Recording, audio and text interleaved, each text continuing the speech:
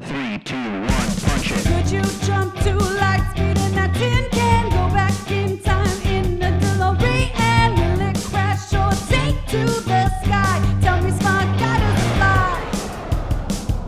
Welcome to Does It Fly, the podcast that puts your favorite sci-fi properties, inventions, and conceits to the test. I'm your mad scientist, Hakeem Oluseyi. And I'm your pop culture expert, Tamara Krinsky. Time to dive into today's topic and see, does it fly?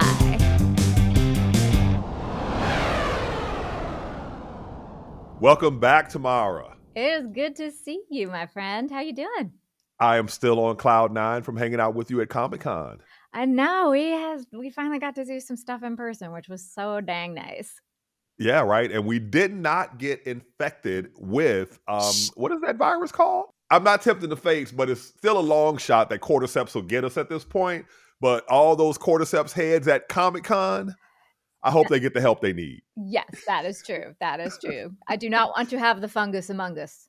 No. And the good thing about Comic-Con, I noticed, a previous year when I was there, everybody was getting all gooped up by the ghosts. But because of the 5 dozen Ghostbusters that were there, I don't know if Did you saw them. See that Ghostbusters parade? How cool was that? Yeah, that was really cool, right? I'm like, man, I've never felt safer from ghosts in my life.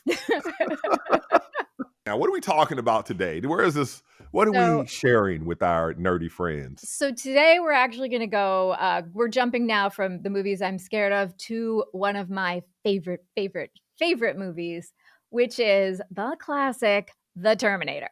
The Terminator, the surprising, amazing Terminator. When you saw it the first time, did you know what was going to happen? Did you know about because I went into it not having seen a single trailer and was just mind blown.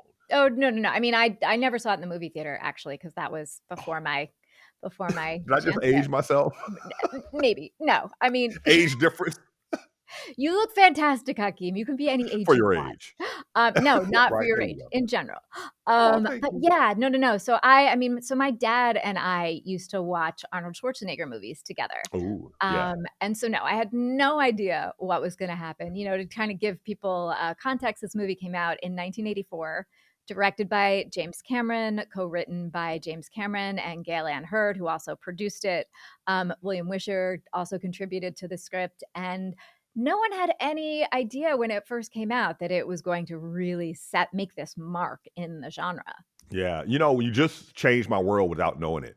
When I think James Cameron, I've always thought Titanic. I didn't, I don't really get too much, aside from Spielberg, I don't really pay that much attention to directors and things. But sometimes when they have some big epic movie, like Pulp Fiction and what's his name? Tarantino? Tarantino, yeah. Tarantino. Then that's when I noticed him. So for me, James Cameron was Titanic. I didn't know he did freaking Terminator. Now he's Terminator. Here's the crazy thing: Terminator was only his second movie. What? Right. It was only his second movie. He had done Piranha 2: The Spawning. A super breed of killer fish that can swim, fly, and attack at any time. We now think of him obviously as this huge director with huge big budgets, because we've got Titanic, we've got Avatar. I mean, he did one of these. He did the second Aliens movie, but when this movie came out, it was only his second movie, and the budget was actually quite small for the time. And it wasn't like an independent film, but it was a smaller budget. Yeah. It's funny. Speaking of smaller budget, when I saw the special effects in real time in the 80s, they were so impressive. I've recently watched Terminator clips, not for this thing, but just in my normal life. Man. Right.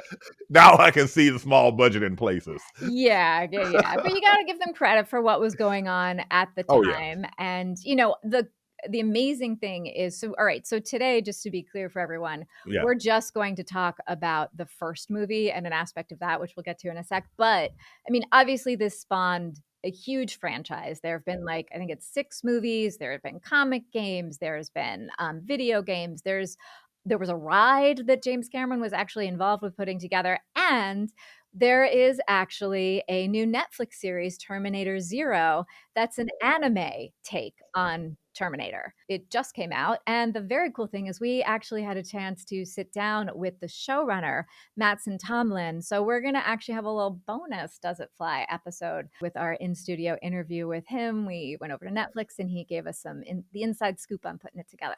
Can't wait to see it. Can't wait to see it. So in terms of how our show format goes, for those of you who are new to our show, we do it in 3 acts. The first act is, not counting this little intro of Tamara and I, vibe and y'all just happen to be here watching it. The true first act is I'll discuss the science of whatever the topic is of the day.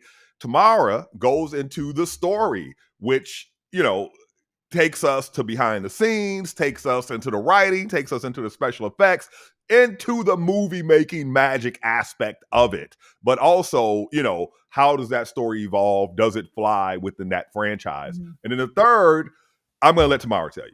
Well, the third is Does It Fly for the vibe? So sometimes based on our answers to the 2 previous questions, it's just, do we like it anyway? Sometimes it's taking a theme or a larger question from the movie. So we'll see where that takes us today. Specifically today, we are going to be looking at the science and story of the grandfather paradox. So because Terminator is a film that deals with time travel and loops and things like that, I want to get real basic from the beginning and define our building block, so to speak, and then toss it to you for the science. So let's even just start with the idea of what exactly is a paradox. A paradox is a situation that seemingly, if you look at the conditions of it, could not be true, and yet it is. And there's all different kinds of paradoxes. And today we're looking at the grandfather paradox. You want to explain what that is, Dr. F? Yeah. Well, it is not the grandfather of all paradoxes, but it may very well be the most well-known paradox among paradoxes. And here's what it is. Suppose you have a time machine and you can go back in time and meet your grandfather and kill him. The problem with that scenario is that if you did that, then that means you should not exist, because your grandparent would never have had your parent would never exist, therefore you should not exist, but yet you went back and killed them. So how exactly do you resolve this paradox? And it could get even weirder, right? You could, for example, find yourself there, and instead of going back, say, years to meet your grandparent, go back 20 minutes. And then you see yourself there preparing to go into the time machine, kill yourself before you go into the time machine. That's a paradox. How could you be there to kill yourself, but, there you are, right? And like sometimes people will, like another example of the grandfather paradox is the whole like Hitler thing, right? Like people are like, well, if you could go back in time and kill Hitler before he did all the absolutely horrible stuff, could you do that? So great, you go back in time, you kill Hitler, lots of bad things don't happen. But then fast forward to the present, the bad stuff didn't happen, so you have no reason to go back and kill him. True. So time and space are interconnected based on Albert Einstein. So, moving fast through space makes you go more slowly through time. It makes distances shorter, right? So clocks and rulers are all affected by motion and gravity and energy, okay? So in the Terminator, the idea here is that this robot, this killer, I don't even know if robot is the right word. Is it android or? He is technically a cyborg. Cyborg, right? Cyborg, not the friendly guy in DC Comics. No. I believe he's technically defined as a cyborg. I believe. All right. Let us know in the comments. He's a cyborg. He has his robot skeleton, and on top of that, the beautiful flesh of Arnold Schwarzenegger. So much.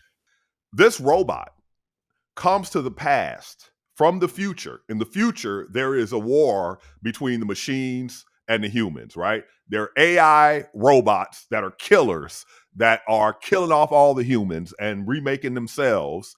And by the way, just so you know, I did an event with the Society of Physics students recently, and they were giving their research talks. And guess what?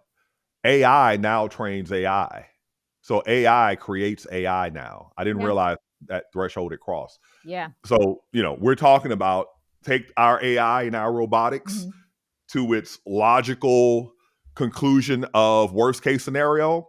That is Terminator. So what happens? There's this dude who is the leader of the human rebellion. the guy who is bringing everybody together. So these future robots want to prevent that guy from being born. So Arnold Schwarzenegger robot guy comes back in time to kill his mother. Could that really happen? The time travel aspect of it. And, if he did kill the mother, would that mean that, that world is intact? Does anything break down? Because if he kills the mother, then that means that the leader is never born, so there's no reason to send him to the past, just like you just said, right? Yep, perfect example of a grandfather paradox. This episode of Does It Fly is presented by Netflix, the exclusive home of the most anticipated anime series of the year, Terminator Zero. From the anime studio that brought you Ghost in the Shell, Terminator Zero stars Timothy Olyphant, Rosario Dawson, Sonoya Mizuno, André Holland, and Ann Dowd in an exciting and apocalyptic new chapter of the Terminator franchise. Terminator Zero is now streaming only on Netflix.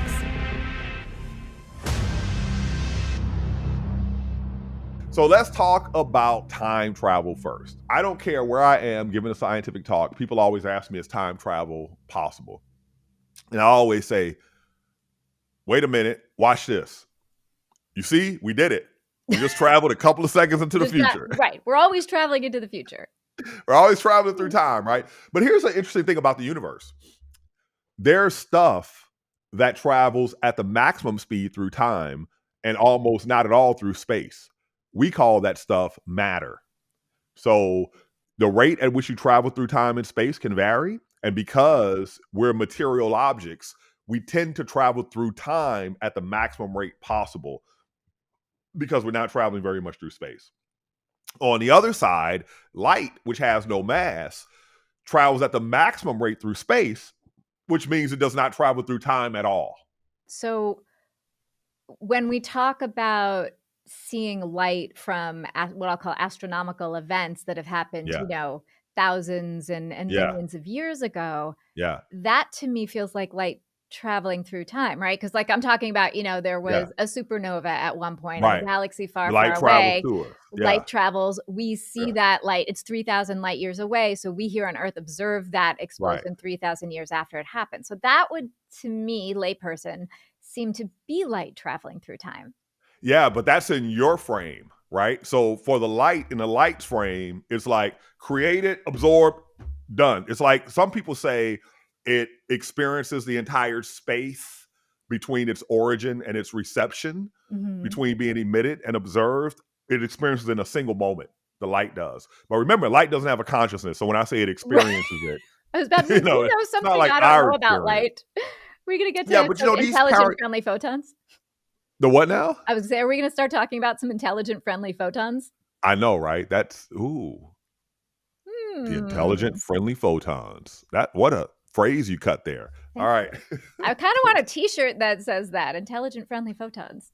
Let's get back to the grandfather paradox, right? So the grandfather paradox, we just set it up, and there are several ways out of it, okay? So one way is the standard, like it's done in the comics quite often. Oh, you actually went to a different timeline, right? So you didn't go to your past. You kept going into the future, but you jumped onto this other timeline. It's a branching timeline, essentially. A branching timeline, exactly. Now, another thing that could happen, we have, time is enigmatic. We don't really understand completely what time is. And one of the issues with time is that it only appears to move in one direction. Now, we don't know why that is the case, okay, in physics. And if you look at the very early beginning of the universe, when it was governed by this thing called the Heisenberg uncertainty principle, there's a time before time has a direction. It's a very short period of time.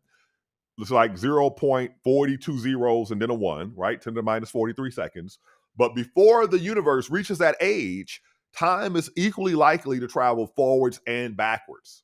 So is, what we call the first 10 to the minus 43 seconds could have actually been like a bazillion years until it actually broke out in one direction. And now we have a time flow in our universe. I will say this, this brings up kind of like a very random piece of my past, which is when I was growing up and going to Hebrew school and stuff like that, and I don't necessarily believe this, but there was a point where you learned about like the creation of the world according to the Bible, and that it all happened in 7 days. So of course, like me, inquisitive tomorrow, was like, how could that all happen in 7 days?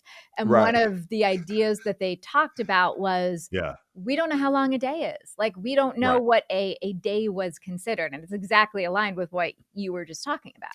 And that is exactly what's said. I grew up my early life in the Catholic church. My mother was Catholic, and then in the Protestant church. My father was Protestant. And that's exactly what I heard in the Protestant church, is the exact same thing. That what they're called, the word a day, was a different time period then. So anyway, what I'm talking about really is the flexibility of time, and the enigma that time is. Because we have an intuition around time, and what we know about the universe and understanding it, how it works deeply, is that your intuition leads you down the wrong path. You have to do rigorous mathematics and rigorous experiment and observation to get answers. And so what you do is you take Einstein's equations and you predict, this must be true if these equations are true. And you predict this stuff that seems wild and implausible, like lengths contracting, times dilating, space-time bending.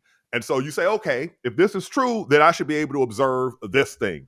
Like the Earth spinning drags space around with it. So it was 30 years of creating Gravity Probe B. They had to create the most perfect sphere ever created to make this, whatever that navigational thing is that doesn't change direction. What is that called? A GPS? Gyroscope. A gyroscope. Yeah, the most perfect gyroscope to observe this, right? So this flexibility in time gives us some wiggle room for sci-fi to play with to come up with something like this, right? But it all depends on the true reality of time. So we've discussed this in another episode, the difference between presentism and eternalism. Where in redefine, so in presentism is the only thing that exists is now, and there's a constant unfolding of time. There's like now in the center, the past in one direction, the future in the other direction. But relativity seems to tell us that all time just exists because of a simple 3-letter word, and that is now, right? So all nows are equally valid. So relativity is based on 2 basic facts. One, everybody observes the speed of light to be the same, no matter how they're moving. The speed of light is a constant. And the second one is every observer is equal to every other observer. If you are on a train, as Einstein would say, moving, and I'm on the ground, we're going to observe different things for the same phenomenon. So let me give you an example. Yeah. Suppose you have a lamp in the center of your train car, and you press a button, and the light travels from the center of the train car to each end of the train. And when it hits the ends of the trains, there's a sensor there that causes the door to open at that end of the train. So you're sitting in a train, moving along with it. So when you hit that light, you see the light beams travel equal distance in equal time to each end, and you see the doors open simultaneously. Me on the ground, I see something different. I see the back of the car approaching the light and the front of the car moving away from the light. Right. So I see the back door open first and then the other door open second. Simultaneity does not exist. It depends on how you're moving. And so now depends on how you're moving. So if every person, it has an equal perspective, and one is moving so fast towards you that they see time one way, and another is moving super fast away from you, they'll see time in a different way. One will communicate with your future, one will communicate with your past. And another observer is stationary relative to you. Everybody is going to interact with you, is going to interact with a different now, but every now is valid, which means that every now just exists. Right now, you're on your deathbed. Right now, the earth is being formed. Right now, the sun just engulfed the earth as it became a red giant. Time ain't that's time. Like very mystical. It is. It's super mystical. It's super weird. And as you think about it, so I was writing a book about all this stuff a couple of summers ago. Just recently completed it. And I tell you, I would go into this world of thinking about time and space so deeply to try to like get my mind around it, because even though we say these things and we calculate these things, trying to have a real intuitive understanding of the universe will really set your brain on fire. Yeah, exactly. And so sometimes I come out of it back to the real world and I'm like, oh, I get why people go crazy. Well, I also think that like part of the reason that like people are fascinated by the idea of time travel, and there's been so many different stories and movies about it over time, is because it is something like we haven't done it yet, but we also haven't not done it yet. Right. So it's one of those things that's out there that's like a very delicious what if.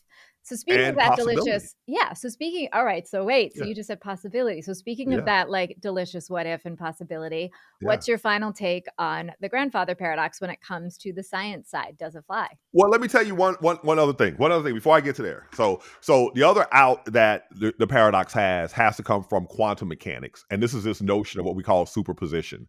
So superposition. The classic example is Schrodinger's cat, right? Mm-hmm. So until you observe it, it's described as being both alive and dead. Mm-hmm. So people have extended that to the grandfather paradox, right? Sure. When you go into the past and you kill your grandfather actually exists in both states, both alive and dead. So you can be born and you can go back and kill your grandfather, right? So just like the cat can be alive and dead, you can be. And then the other idea is you apply superposition to the entire universe, right? Where every possibility exists in some way, right?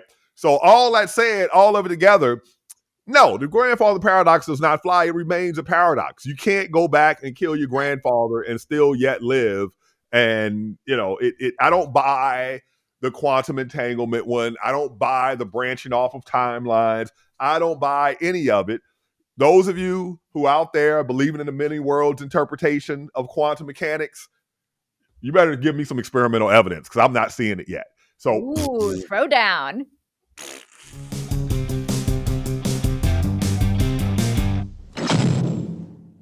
All right, so we've got a no for the science, a no for the science. It ain't flying. Terminator, you sink into the vat and are consumed by the flame. Dang, strong words. So, what do you think? Do you think all right, it's flying, or is it well, all right, so let's talk about paradox from a story perspective. So we're talking about the grandfather paradox, but what's interesting, of the many things that are interesting to me about Terminator, is that there's more than one kind of paradox happening in the Terminator. Ooh. So there's the main example of the grandfather paradox is like inhabited in the why do we go back?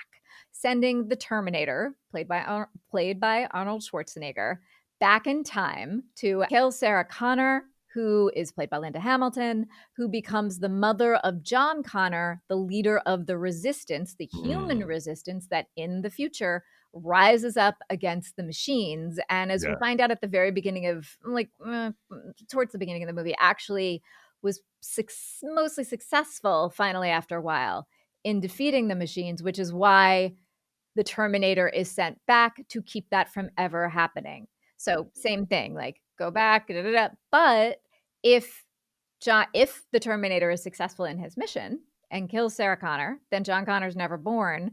There is no resistance, so there's no reason to go back in time to kill the mom of who birthed the leader of the resistance, right? Right.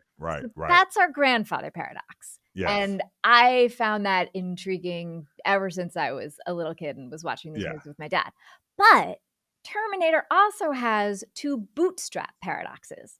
Oh, yeah, I've heard that phrase. Yeah. Right. So a bootstrap paradox is the idea, basically, you can almost think of it as like the chicken and egg paradox. It's the general idea that you can't quite tell there's no clear origin for something. So to use an example from your world, if you had somebody in modern time who, wrote down the theory of relativity, went back in time, met young Einstein before he had published it or done anything with it or just figured it out, showed him the formula, and Einstein went, ooh.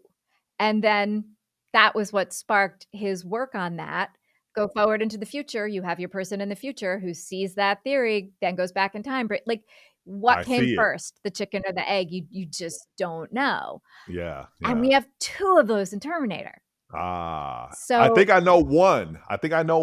You care to take a guess? His daddy. Yes. Yeah. So that's like the big one, right? So you've got so when Terminator goes back, you've got Kyle Reese, who is played by Michael Biehn, who the human resistance sends back to stop the Terminator and to protect Sarah Connor. When he comes back and meets Sarah Connor, they have a little tete-a-tete, and it turns out that Kyle is actually John Connor's dad. They have a little what? Tete-a-tete. Oh, is that what they're calling it now? Well, they can call it a lot of different things. I do think there's something interesting about the fact that John Connor is the one who sent Kyle back. So he basically like sent this dude back in time to have sex with his mom. I mean, like, I'm talking truth. That's what happened. I need to have a chat with James Cameron. It's kind of nasty. Anyway. Yeah. So, you get into that loop of like, well, wait, what happened first? Like, was John Connor born and then he descended? Like, so that's one. Wow. Right. The other one, and that's the one that you guess, because like that's what we think about a lot, right? It's the other. That's the one, yeah. There's another one though. But I didn't think about it as nasty as you put it. But anyway, go ahead. I'm here to lead you to the nasty. But the other bootstrap paradox that doesn't get talked about as much is the creation of Skynet. So when we get to the end of the movie, like the final fight scene takes place in this big warehouse. It's Sarah Connor and Kyle Reese fighting against the Terminator, who at that point has been like, taken down to the exoskeleton, right? That's like that very scary version we see. The intro skeleton. The interskeleton. What do you call it? Interskeleton. It would be exo, because exo would be on the out. So it would. Is it intra or inter? Beats me. All right. If you let's ask our resident biologist. What do you, folks watching? If you know the answer to that, please let us know. We would like to know. The general phrase for internal skeletons. Internal skeleton when it is a frame, a robot frame, and not a human frame.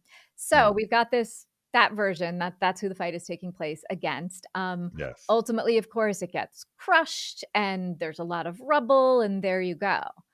There was a cut scene from the movie where we actually see a couple of the folks who work in that facility as they're cleaning up afterwards, and they find the T-800, which is the model of Terminator that he played. They find the T-800 CPU. And instead of giving it to the police, they pocket it. And then you see a shot of Sarah Connor being wheeled off in an ambulance. And then you see a camera shot that pans up the outside of the building, which says Cyberdyne Systems. So that artifact of the Terminator that was left is what actually gives the information to Cyberdyne Systems to eventually create the machines, which eventually become Skynet, which eventually become conscious and fight against the humans and send them back. So it's the same thing, right? It's like same thing. Same thing. So those are two bootstrap paradoxes. So what is it about the storyline and the grandfather paradox and all these other paradoxes that stand out to you in terms of, I guess the story requires all of them, right? The story requires all of them, but I'm going to say something pretty controversial. I'm going to preface it by saying that I think Terminator is one of the greatest sci-fi movies of all time. And in general, it is on my list of top 5 movies of my favorite movies ever. Controversial, but I'm going to render some judgment a little earlier than I usually do, and then we'll go to our third part where we'll add some other stuff. I hate to say it, but it doesn't fly story-wise.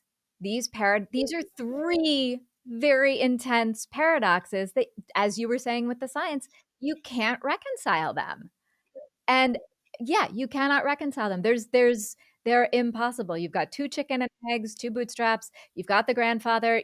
If you really put your mind to it, you don't find a way to make them work, and the story breaks.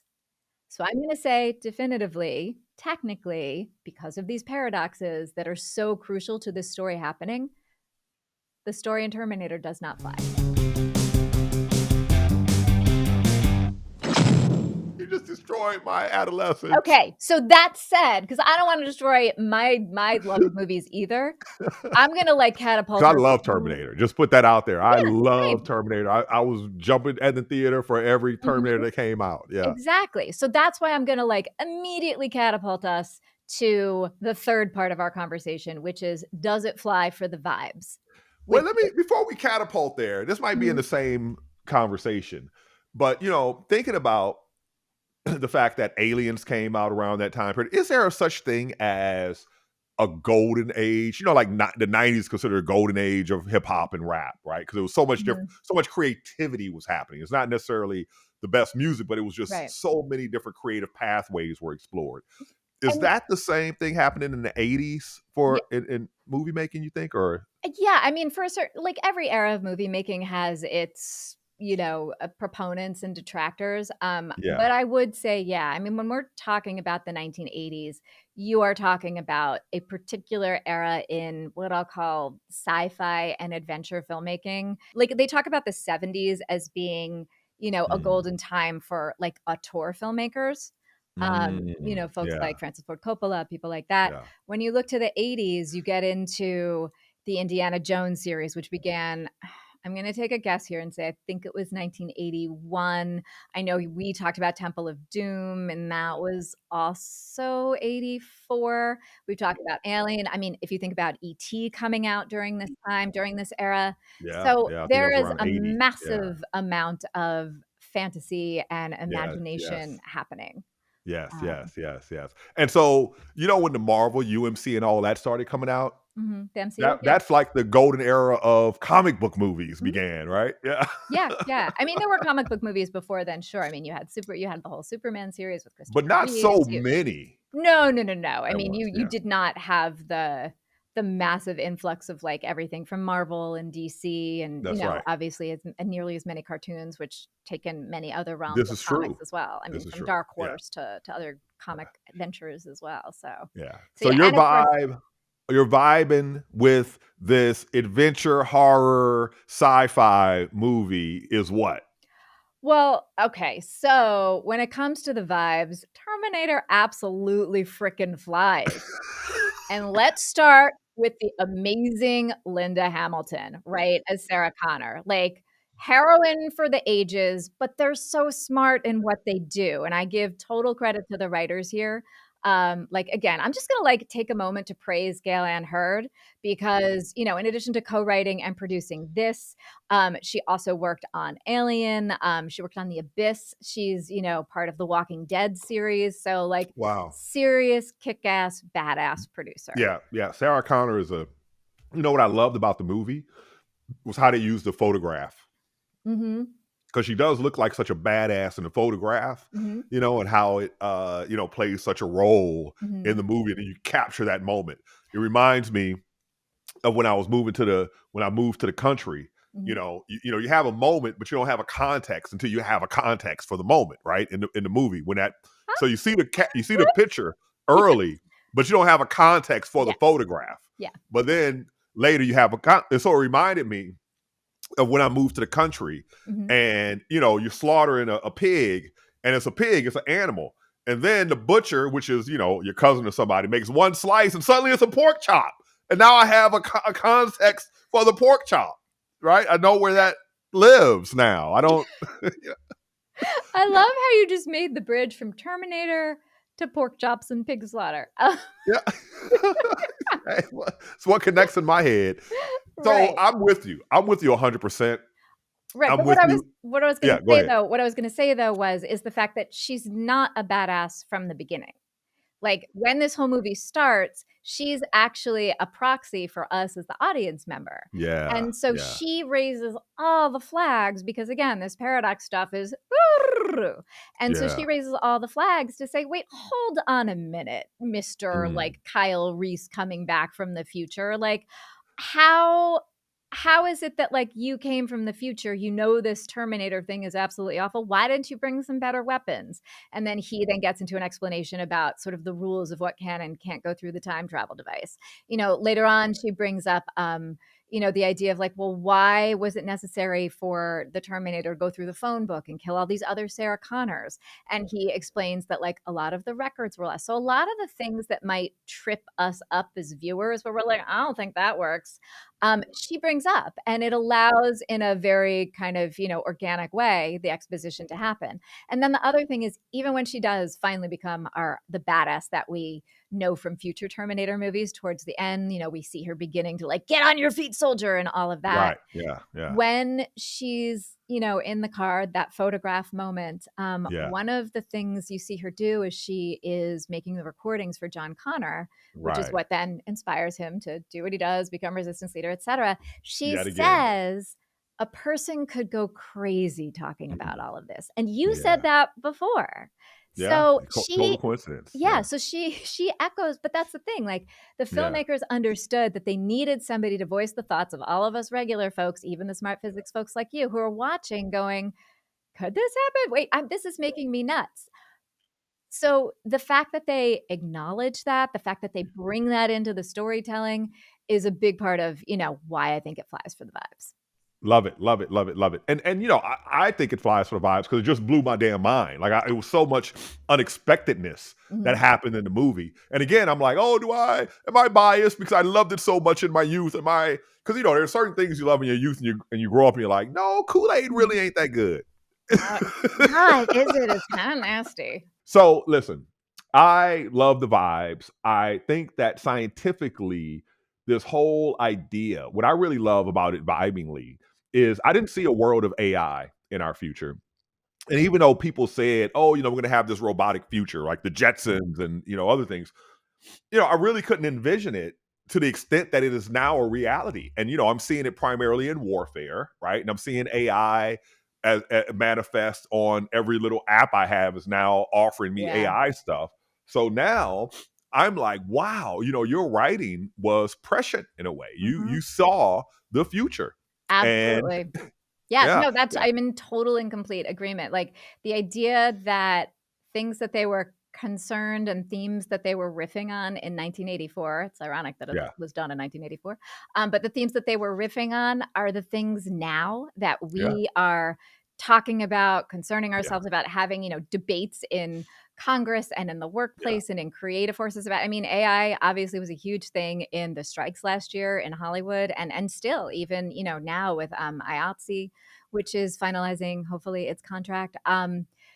It's kind of amazing that it's become more relevant. And if you think about the fact too, that like, as we've been talking about these things, I cannot tell you how many references I've seen to people referring to AI as Skynet or the revolt of the machines. So this show has become part of the very fabric of how we think about this idea. And that's what I love about freaking storytelling. Sorry, I get very excited about these things. You've win, right? Like, I say that about being a scientist, right? And engineering stuff that I do is that if people actually use your stuff, like there's stuff I invent, and I'm like, oh, this is so clever, but nobody uses it. Right. Then there's stuff that goes into just regular use every day. Nobody knows you had anything to do with it, but your stuff is being used. So as a person who is a part of the creation, you just feel such a sense of fulfillment from that. My stuff is used. And so it's like my ideas became fruition in the future. And I think that's awesome. I think that's part of art too. By the way, do you know, this is like a slight...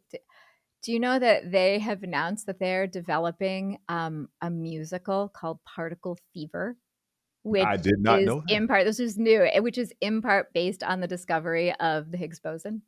Which because let me tell you, the nerds are always making nerdy, corny stuff that ain't that good. This would be a pretty established musical team. The director. Oh, so it's a real. Oh yeah, it's like a thing. Yeah, it's the director. Her name is Lee Silverman, who was just nominated for a Tony this past season for a musical called Suffs, and then an amazing composer named Bear McCreary, who has done the composing for a lot of sci-fi stuff. So yeah. Ask them if they need a baritone who can sing one note out of tune.